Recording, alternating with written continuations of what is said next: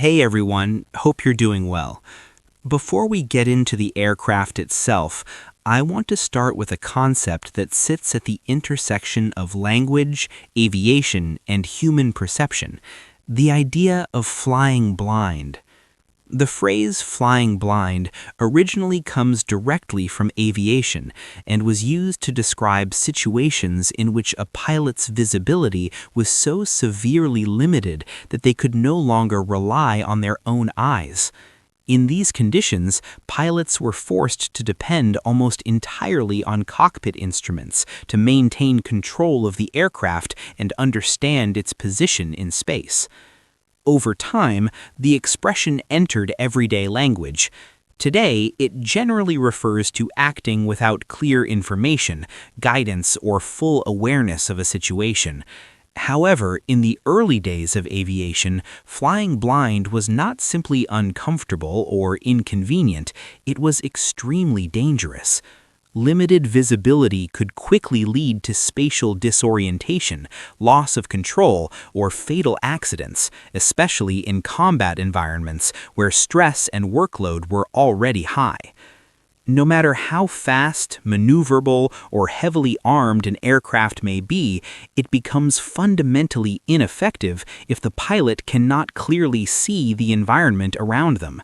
Vision is essential for identifying targets, judging distance and altitude, detecting threats, and safely operating the aircraft during takeoff, combat, and landing. During the interwar period and the early years of World War II, pilot vision was one of the most critical design considerations. This was particularly true for ground attack aircraft, which were required to fly at low altitude under enemy fire. In such roles, even small blind spots or restricted viewing angles could significantly reduce combat effectiveness and increase the risk to the pilot.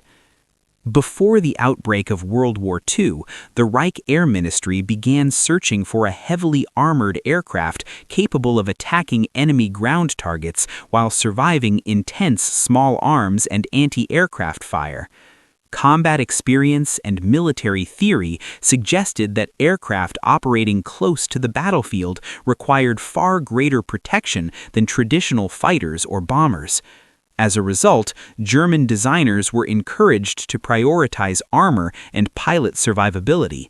This approach often came at the expense of other characteristics, such as speed, agility, and cockpit visibility.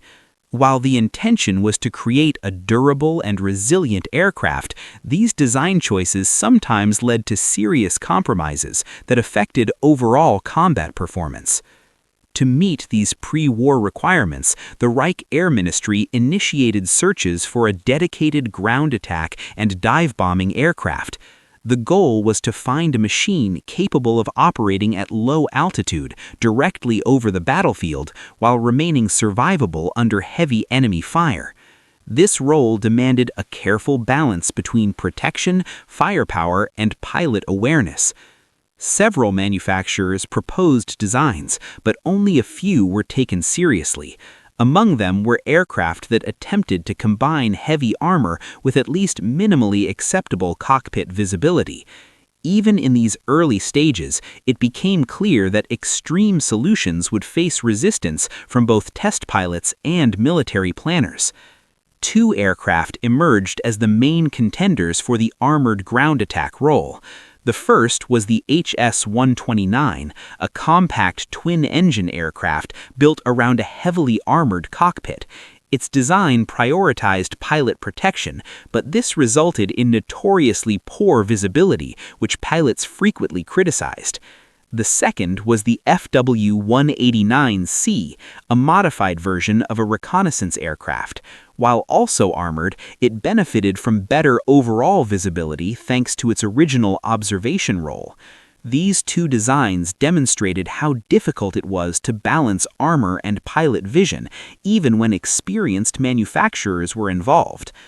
Against this backdrop, the Hutter HU-136 appeared as a far more radical proposal. Unlike the HS-129 or FW-189C, the HU-136 did not attempt to carefully balance protection and visibility. Instead, it clearly prioritized armor above all other considerations, including pilot awareness. The aircraft was intended as a ground attack and dive bombing platform, but its overall appearance immediately set it apart. With its compact, rounded fuselage and lack of a traditional cockpit canopy, the HU-136 looked more like a flying projectile than a conventional airplane. The HU-136 featured a short, stubby airframe with a largely tailless configuration. This compact shape was likely chosen to reduce weight and present a smaller target to enemy fire. The aircraft's smooth contours also suggested an attempt to minimize aerodynamic drag despite its unconventional form. However, this layout severely limited internal space. With armor, engine, fuel, and payload all competing for room, the design left little flexibility for future improvements or modifications. This rigidity would later become one of the aircraft's major weaknesses. One of the most unusual features of the HU-136 was the placement of its cockpit near the rear of the aircraft. This positioning was intended to protect the pilot from ground fire, which would primarily strike the front and underside during attack runs. Instead of a transparent canopy, the pilot was enclosed in a mostly steel cockpit with only narrow vision slits cut into the armor. These openings provided a minimal forward view and limited side visibility. While this design maximized protection, it drastically reduced situational awareness and made precise flying extremely difficult. In theory, the HU-136 was meant to approach targets at low altitude, deliver a heavy bomb load, and withdraw while relying on its armor to absorb enemy fire. Accuracy and flexibility were considered secondary to survivability. In practice, such an aircraft would have struggled to perform even basic combat tasks.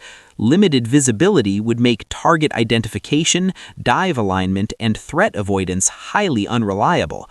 For a mission profile that depended heavily on visual judgment, these shortcomings were critical.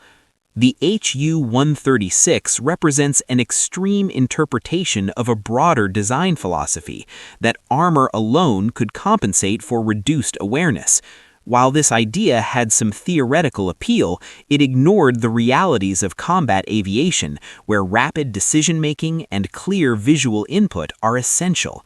By pushing protection to such an extreme, the designers created an aircraft that was conceptually interesting but operationally impractical. The HU-136 ultimately demonstrated that armor cannot replace vision, and survivability cannot come at the cost of basic functionality. The HU-136 was proposed to be powered by a Daimler-Benz DB601 engine, producing around 1,200 horsepower, the same engine used in contemporary fighters like the Bf-109. Designers projected a top speed of roughly 348 miles per hour, although the aircraft's heavy armor and unusual shape likely made this optimistic. Its intended armament included a single SC-500 bomb under the fuselage, supplemented by a small number of machine guns, probably mounted in the nose and upper fuselage. The wings were too thin to carry additional weaponry, limiting flexibility in combat. The aircraft's takeoff and landing would have relied on skids instead of traditional wheels, reflecting the designer's glider background, but adding significant operational challenges. Despite its bold concept, the HU-136 never advanced beyond drawings and proposals.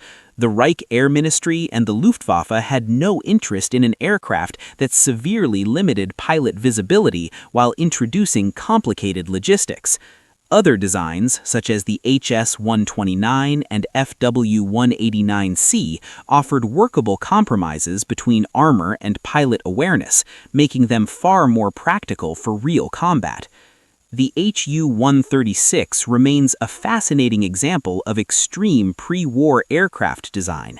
It demonstrates the tension between protection and usability, showing what can happen when one priority is pursued without regard for others. Armor alone cannot create an effective combat aircraft if the pilot cannot see or react to threats. While the aircraft never flew, studying its design provides insight into German aviation thinking in the 1930s and the challenges engineers faced when trying to innovate under strict military requirements. In the end, the HU-136 serves as a reminder that an aircraft's effectiveness depends not just on strength or speed, but on the balance between protection, awareness, and functionality.